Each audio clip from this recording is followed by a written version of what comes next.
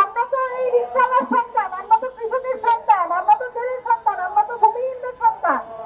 এইখানে তো ইসলামদের সন্তান বা যারা লুটেরা, যারা পাচার করে কোটি কোটি টাকা জমেছে, তাদের ছেলে মেয়ে তো রাস্তায় নামে নাই, তাদের ছেলেমেয়েরা তো রক্ত দেয় নাই। দিতে বলেন, দিতে কারা রক্ত দিচ্ছে? আমাদের সন্তানের রক্ত দিচ্ছে। আপনাদের সন্তান আমরা নাকি?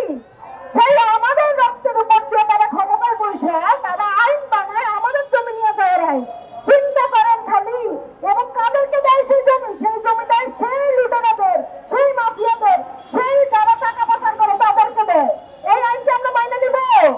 আমরা সেই জন্য রক্ত দিচ্ছি। তাহলে কি করতে হবে? সেই আইন বদলাইতে হবে। সেই আইন বদলানোর কথা বলতেছে আমাদের কাইয়ুম ভাই, নাসির বড়ুয়া ভাই, এরা অনেকদিন ধরে কাজ করতেছে এই আইন বদলানোর জন্য।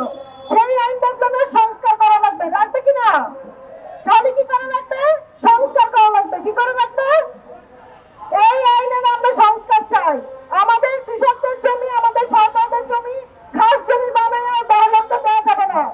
আমাদের পিতামাতার জমি আমরা পাবো নাকি? ফলে এই মুহূর্তে দরকার রাষ্ট্রের সংস্কার, এই মুহূর্তে দরকার বাঁচার জন্য দরকার। ঠিক আছে, বলে বক্তব্য শেষ করছি। ধন্যবাদ।